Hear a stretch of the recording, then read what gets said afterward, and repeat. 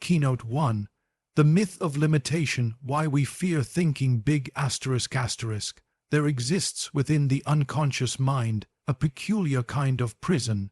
It is built not from iron or stone, but from inherited beliefs, ancestral memories, societal constraints, and emotional wounds.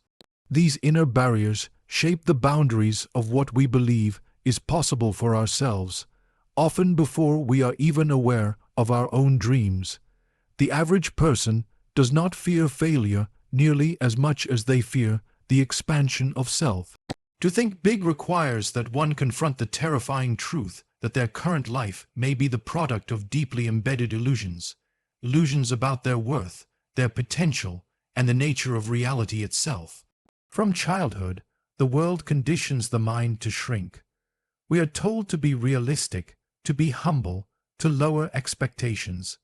The world praises modest dreams and punishes those who dare to imagine something more. This programming is subtle, often cloaked in love. Parents, teachers, and peers project their own fears onto us, unconsciously shaping our self-concept. By the time we reach adulthood, the ability to think expansively has been buried beneath layers of caution, shame, and doubt.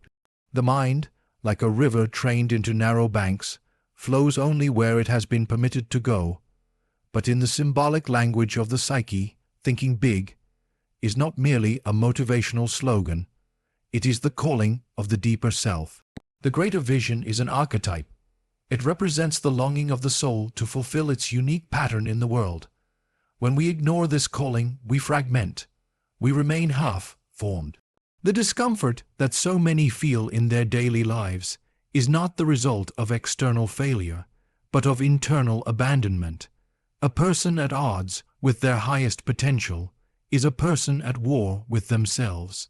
To fear thinking big is, in essence, to fear the encounter with the unknown aspects of the self. The big vision always asks us to become more than we are. It demands the death of an old identity, the identity that says, "I can't, I'm not ready, I'm not enough." These thoughts are not merely thoughts. They are masks. Each one hides a deeper truth, that we are afraid to see ourselves in full light, afraid to become the author of our own existence. For some, it is safer to remain in a life that feels small but familiar than to risk the journey into vastness. This myth of limitation is not just personal, it is cultural. Entire societies are constructed to keep individuals dependent, distracted, and discouraged from true expansion. Education systems often prioritize conformity over creativity. Economic systems reward compliance more than courage. Media conditions attention away from inward depth and toward surface validation. In this world, to think big is to rebel against a collective hypnosis. It is to awaken in a culture of sleepwalkers. Yet, within each person lies a dormant potential, a seed of the original self, untouched by fear. This seed does not measure life by practicalities, but by possibilities. It speaks in intuition, in dreams, in those moments of longing that rise up without warning. It asks questions that logic cannot answer. What if you could start your own business? What if you could leave this job? What if your art could touch others? What if your story mattered? These whispers come not from ego, but from essence. And yet, most ignore them, dismissing them as unrealistic. But realism is often just a clever disguise for fear. In the realm of the psyche, fear is a guide, not an enemy. It points toward the places within us that remain unlived. Thinking big, then, is not about greed or grandeur.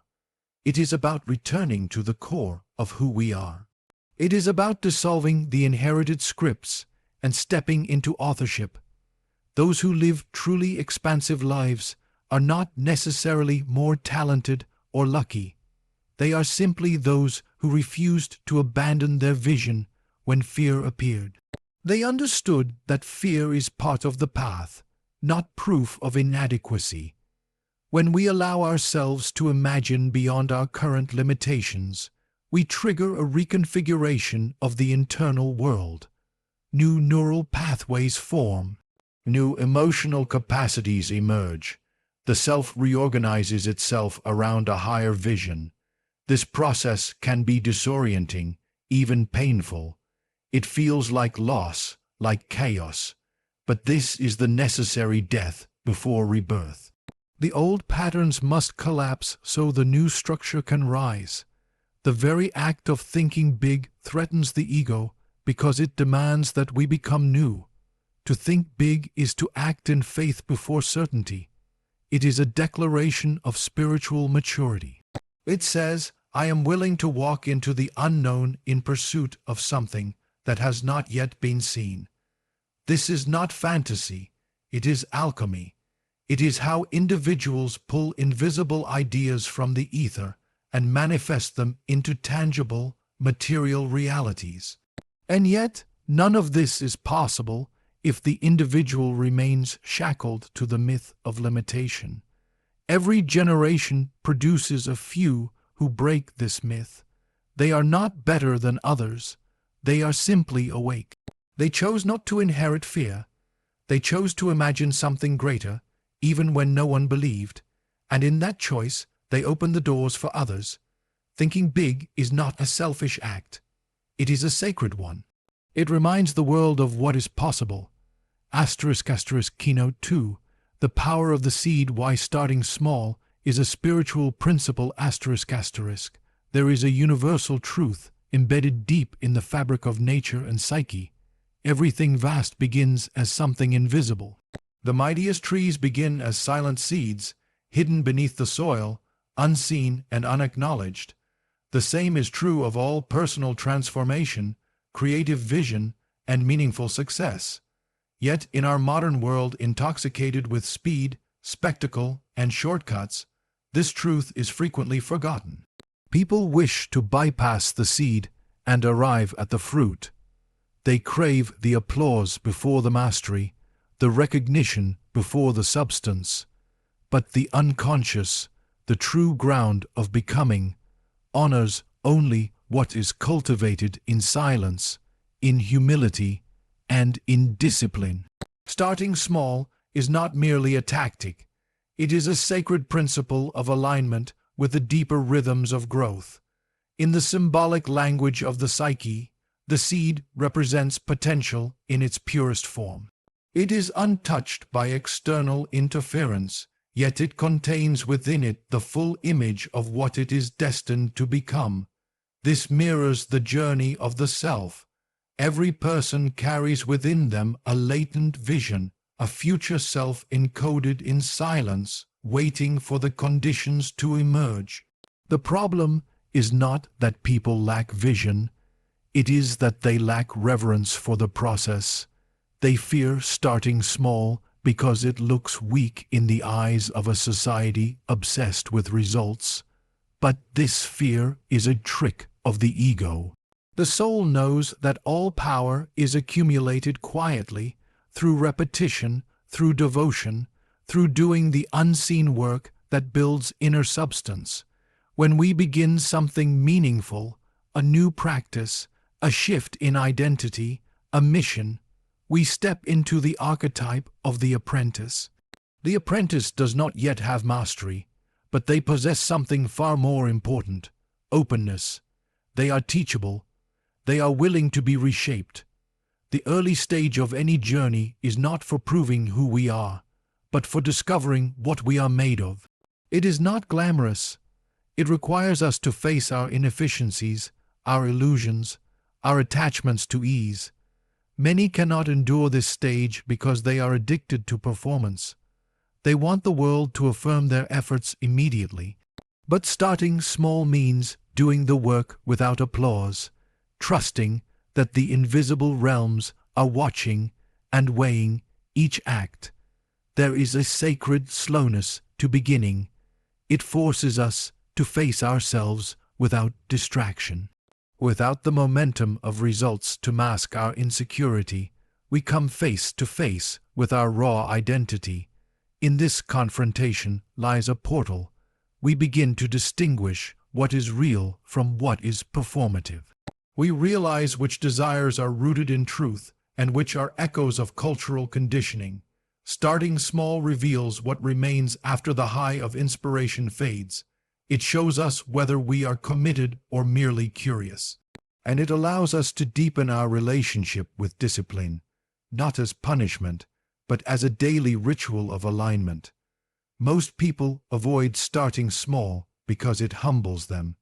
It reminds them that they are not yet who they imagine themselves to be. This discomfort, however, is the doorway to transformation. The ego, when stripped of its titles and attachments, begins to dissolve. What remains is essence. The essence is what the unconscious responds to. It is what gives rise to synchronicity, intuition, and momentum. But it cannot be faked. It must be forged in the quiet crucible of consistent, focused, humble action. Each small act, when done with presence and purpose, becomes a signal to the deeper mind that we are no longer living in potential. We are living in process. There is also a deeper intelligence at work when we commit to small beginnings. The psyche does not trust dramatic shifts. It resists sudden, jarring change because it threatens internal equilibrium. This is why many grand declarations and overnight transformations fail. They trigger psychological backlash. The unconscious rebels against anything that feels unsafe or unfamiliar. But when we begin small, we create safety. We ease into expansion. We build trust with ourselves. Each act reinforces a new identity, not through pressure, but through rhythm. And rhythm, not intensity, is what leads to sustained transformation. The small start also trains us in the art of detachment. Without visible success to validate us, we learn to act without needing immediate proof. We begin to move from internal rather than external reference. This is a critical shift. The individual who learns to act without applause is the one who can sustain greatness when it arrives. They are not performing for approval. They are expressing from alignment. This is the mark of spiritual maturity. It is the moment we stop outsourcing our self-worth to results and start locating it in integrity. In mythic terms, every hero begins their journey not with a sword, but with uncertainty. They leave the known, enter the wilderness, and walk without guarantees. This wilderness is symbolic of the seed stage. It is where nothing is certain, where the world has not yet responded, and where we are forced to cultivate inner light. Those who skip this stage may achieve temporary success, but it will not be stable. Their foundation will be shallow. But those who endure this phase build not only skill, but soul. They develop an internal solidity that can hold abundance, power, and purpose without collapsing. To start small, then, is an act of courage.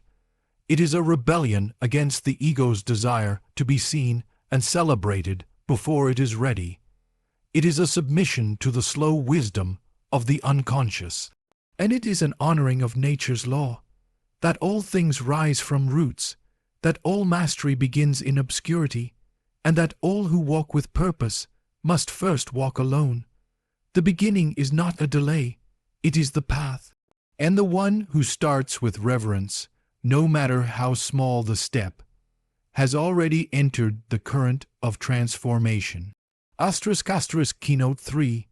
Acting like the rich not in money, but in mindset. *** To act like the rich is not to mirror their possessions, but to understand the psychic posture that allows them to create, expand, and sustain their reality.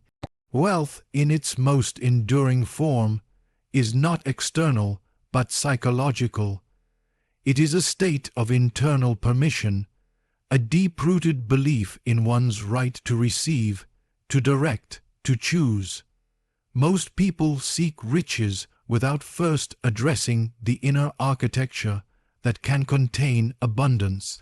They chase results, mimic behaviors, and adopt surface strategies, yet remain trapped in patterns of scarcity, self-sabotage, and spiritual poverty. The truly wealthy, regardless of their bank account, operate from a fundamentally different paradigm. Their wealth begins in the unconscious. To act like the rich is to adopt a relationship with time, value, and self that is uncommon. Time is not seen as something to be traded away cheaply, but as a sacred asset to be allocated with intention. The rich are not in a rush because they understand compound value, whether in money, energy, or decision-making. They move from a place of long-term vision. This is not laziness or detachment, but mastery of psychological pacing. Those who are poor in spirit are always chasing, reacting, responding. Their movements are fragmented. The wealthy mindset is not reactive, it is directed. There is an underlying current of control, not over others, but over one's internal environment. There is an archetypal figure embedded in the human unconscious, the sovereign. The sovereign governs their life not through force, but through clarity and presence. This figure knows their worth, establishes boundaries, makes firm decisions, and does not seek validation. To act like the rich is to invoke this archetype, to carry oneself with the awareness that nothing in the external world can define inner authority. The sovereign does not plead for opportunity, they create it. They do not beg for permission, they grant it. This internal stance, when integrated, alters how one walks, speaks, and chooses. Many live their lives from the archetype of the beggar, constantly waiting for something or someone to rescue them from their condition. This is not about financial status. It is about a psychological dependency.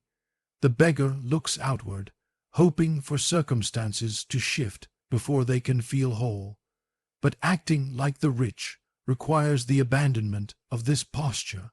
It demands that the individual take radical ownership of their reality, not by controlling everything, but by understanding that they are the axis around which their world spins. The moment one shifts from "I hope" to "I decide," a new timeline begins. The rich mindset is also defined by a specific orientation toward risk. Where most see danger, the rich see possibility. They are willing to invest time, energy, attention into things that may not pay off immediately because they understand the nature of growth. This is not recklessness. It is informed courage. It is the willingness to walk into uncertainty with a steady heart.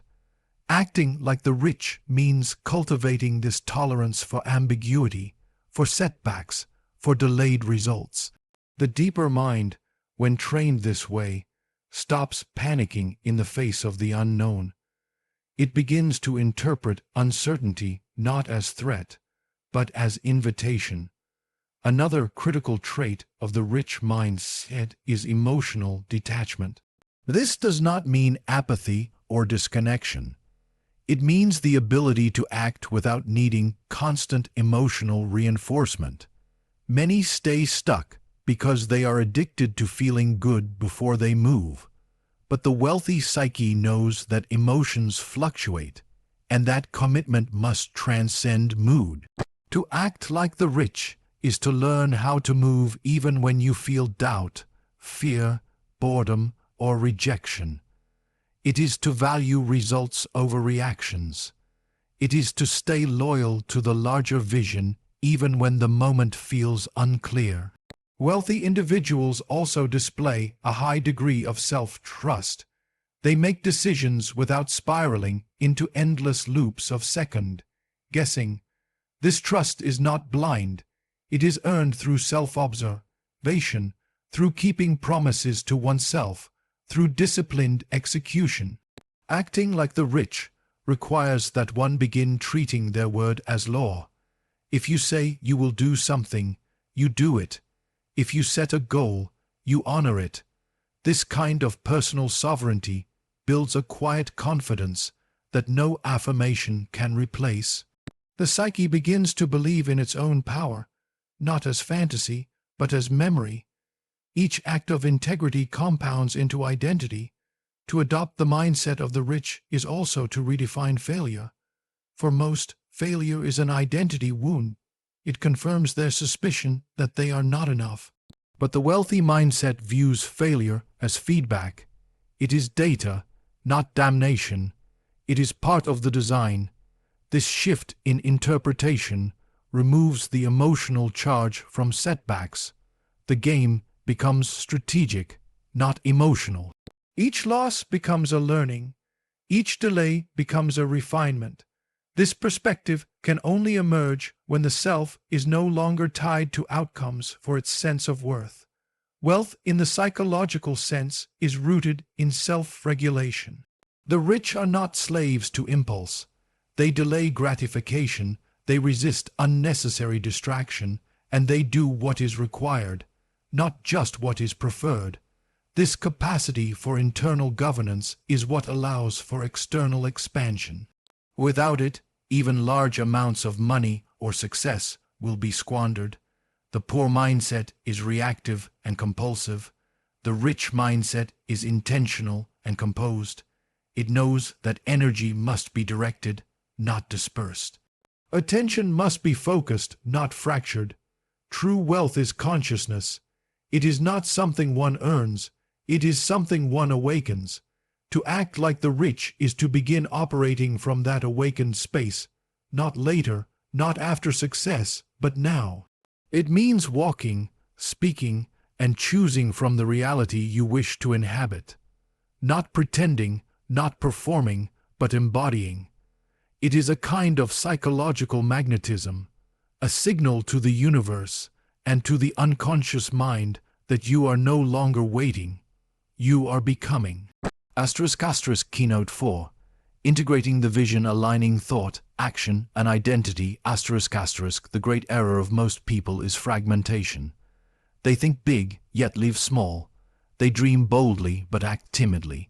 They imagine wealth, freedom, purpose, but their behaviors remain looped in old patterns, trapped in hesitation, bound by unconscious scripts inherited from generations past.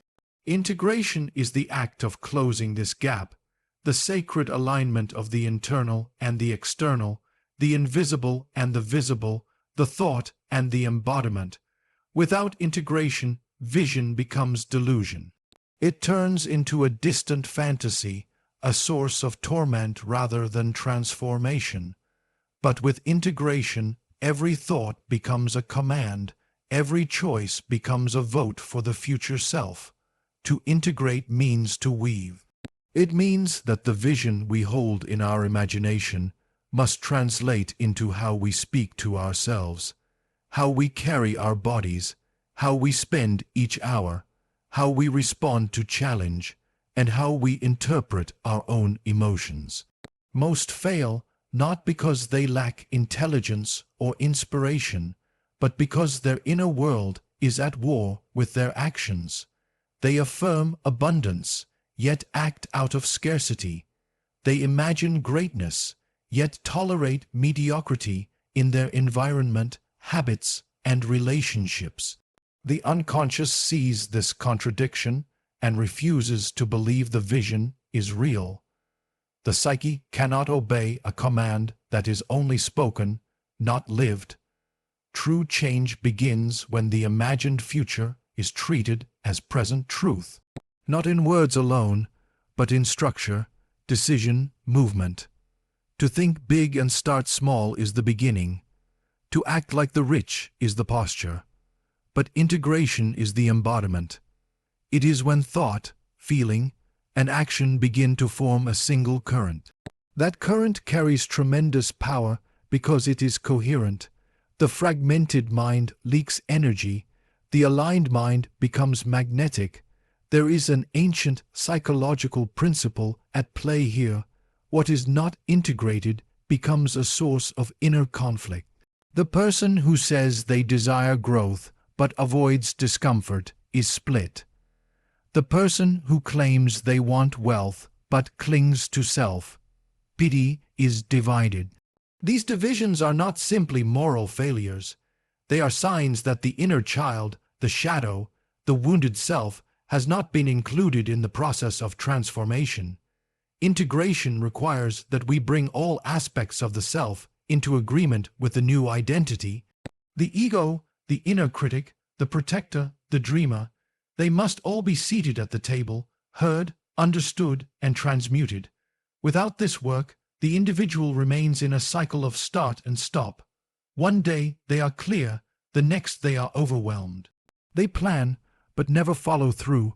They build momentum, but sabotage it. This is not laziness. It is psychological misalignment. The mind is unsure if success is safe. The body is unsure if worthiness is deserved. The emotions are unsure if change equals loss. To integrate the vision is to resolve these questions at the root, not by arguing with them, but by proving, through consistent action, that the self is ready to hold a new level of power. Power in this context is not dominance over others, but dominion over the self. It is the ability to direct thought with intention, to manage emotion without suppression, to take action without waiting for motivation. This power cannot be faked. It emerges only when the conscious self has trained the unconscious to trust its leadership. That trust is built slowly, through rituals, commitments, aligned behaviors. The self begins to feel safe in its own hands. It stops questioning every decision. It no longer needs the approval of the past to build the future. It begins to act from a center that is stable, clear, and sovereign. Integration also demands that we dismantle the symbols of the old identity. This is not only psychological, but physical. The environment must reflect the vision. One cannot think expansively while living in disorder. One cannot move toward freedom while surrounded by reminders of limitation. Every object, relationship, habit, and routine carries energetic weight. To integrate the vision means to audit reality. What no longer serves must be released. What supports the future self must be reinforced. This is not aesthetics, it is architecture. It is the construction of a reality that matches the internal frequency of what we are becoming. There is a natural resistance to this process, because integration requires loss. Not all parts of us want to grow. Some parts prefer the comfort of the known.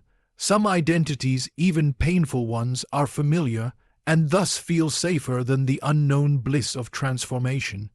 Integration asks us to sacrifice these identities. It asks us to say goodbye to being the victim, the struggler, the doubter, the one who waits. This is a death subtle but profound. It is the burial of the lesser self in service to the birth of something more coherent, more whole. As we continue to integrate the vision into our daily life, something extraordinary begins to occur. Synchronicities appear, opportunities unfold, people respond to us differently. This is not magic, it is resonance. The universe does not give us what we want, it gives us what we are prepared to receive, and preparation is not wishing, it is alignment. The person who has truly integrated their vision does not need to chase. They become a center of gravity. Their presence speaks before they do. Their energy communicates clarity, conviction, capacity. This level of alignment is not achieved in a single act. It is cultivated over time through repetition, reflection, and recalibration. It requires that we check in constantly. Does this action reflect my highest self? Does this thought support the future I have chosen? Does this environment mirror the life I claim to be building? These are not rhetorical questions, they are tools of awakening. When asked consistently, they begin to rewire the nervous system, the belief system, the behavioral system. The self becomes a congruent field. Desire, belief, and action move as one. Integration, then, is the quiet mastery behind every extraordinary life. It is not loud or glamorous. It is often invisible, but it is the difference between illusion and embodiment, between wishing and becoming. It is the moment we stop trying to live the vision and start living from it. Conclusion.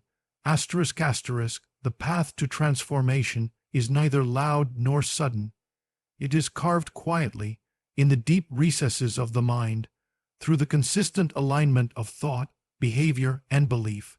Think big, start small, act like the rich is not a motivational slogan, but a psychological directive for self-evolution. To think big is to awaken the visionary within, to break the inherited limits placed upon your imagination by a world that fears expansion. But thought without form remains a phantom, a haunting of what could be. That is why starting small becomes not a compromise, but a sacred obedience to nature's principle of growth. The seed holds the forest. The moment holds the eternity. The apprentice phase holds the master's code. And to act like the rich is to transcend the illusion that wealth is about money alone. True wealth is inner sovereignty, an orientation of power, calm, decisiveness, and embodied authority. The rich do not beg for permission. They move from knowing. They do not rush. They move from rhythm. They do not fear uncertainty. They are intimate with risk, for they trust their center. This is not mimicry. It is metaphysical posture. It is the awakening of an inner archetype that commands reality through alignment, not force. Yet none of this matters if integration does not occur. The mind must match the body. The desire must match the action. The identity must match the structure. This is where transformation either takes root or evaporates into another daydream. Integration is the ceremony of becoming. It requires the tearing down of what no longer serves and the construction of a reality that reflects the future self. It is daily, it is invisible, it is demanding, and it is liberating. In a world that idolizes shortcuts and spectacle, this path will appear slow, but it is precise, and precision, not pressure, is what reshapes destiny. When you think expansively, begin humbly, act with internal wealth, and embody your vision with coherence, you are no longer waiting for change. You are generating it quietly, relentlessly, permanently.